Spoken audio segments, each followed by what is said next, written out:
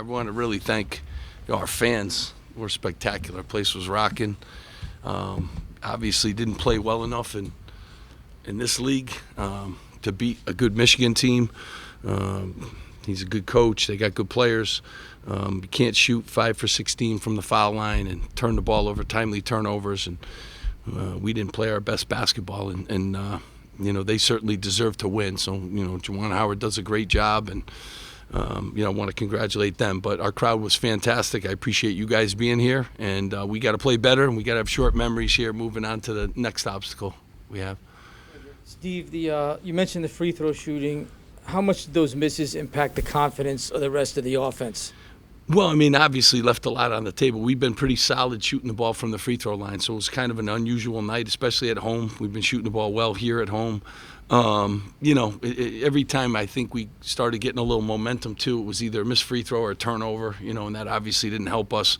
In a game like this, you need those kind of points. They've been very good defensively, as I thought us defensively tonight too was good, except for our turnovers. You can't defend in transition like that. They got a lot of steals and got to the basket, so obviously those things really hurt us.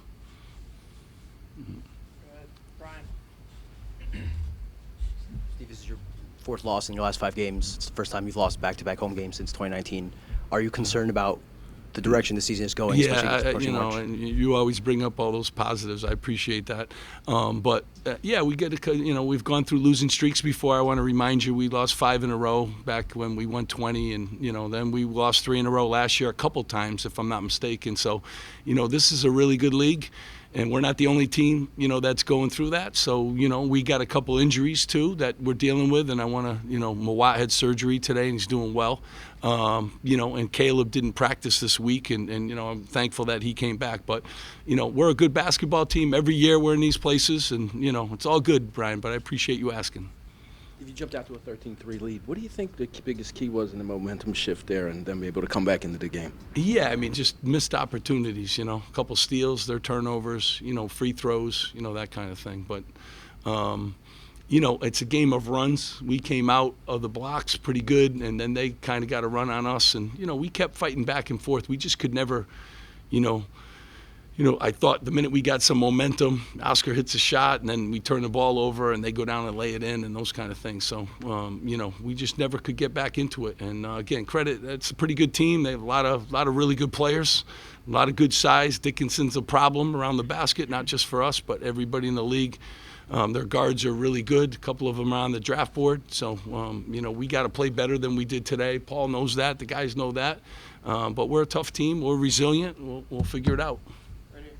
You mentioned Michigan steals. I think Doug had 5. How disruptive were those tonight? Yeah, very, and they, put up points for him too. So, again, they go down there, get some easy baskets. I thought when they had to, go up against our man-to-man defense, we were pretty good, but, you can't defend transition like that. Yeah. Steve, obviously know what the defensive identity of this program is. What is the offensive identity of this program? And are you concerned just with this team's struggles to score points? Yeah, I mean, we have our times where we struggle, yeah, but, certainly we've been pretty good free throw shooting team. We've scored enough points to win, basketball games, but, you got to make some shots in these kind of games. So, no, I wish we were better. I wish we made all threes today. I wish we made some free throws today. But, we've also put up 80 points in games, and we put up 75. We shot high percentages in games, too. So it's the kind of season you have. You get those ups and downs, and, today was one of those nights. I guess I just felt in the second half there were some possessions where Yeah, we turned it over, and we really struggled. Yeah, and then when we did get good looks, we didn't capitalize on them. And, certainly that's obviously what happened. So we got to continue to get better at those, and you're going to have days like that. You're going to have minutes. I still say to our guys all the time, we usually put up plenty of points to win basketball games, But if we held them, if we didn't turn the ball over as many times as we did and give them free points, we could have made this game a little more interesting. Steve, you had a packed house, people waiting online to get in here. Fan expectations for the program have changed dramatically.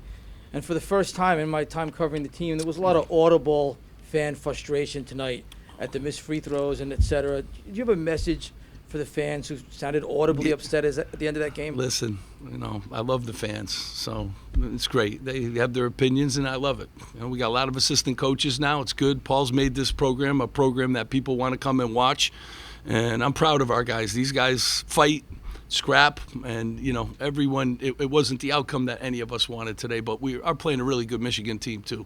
So I want to remind them we got one more home game, and Caleb's last home game. Paul will walk too, along with Oscar.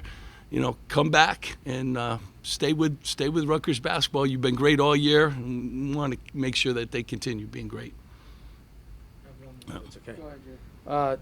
Just a little bit off the track, but it's about your upcoming schedule. Tom Izzo said to reporters today that he was frustrated with the conference for his inability to work out a game against Minnesota next week and move games around, including one involving your team. Can you just shed some light into the logistical challenges of doing that, changing a schedule so close? Yeah, it's really difficult.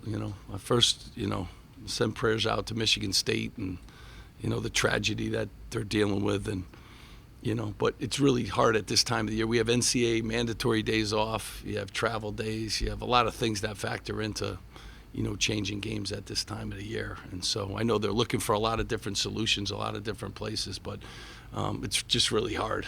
It's really hard. So I feel for them. The game is still going to take place a week from today on Thursday, Minnesota. Yeah, the same date. Yeah. You mentioned having a short memory. What is your message to the team with away game against Penn State coming up in 3 days?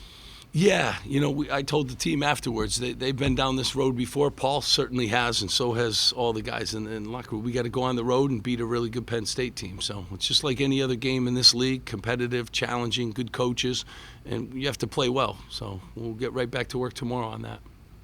You mentioned Caleb.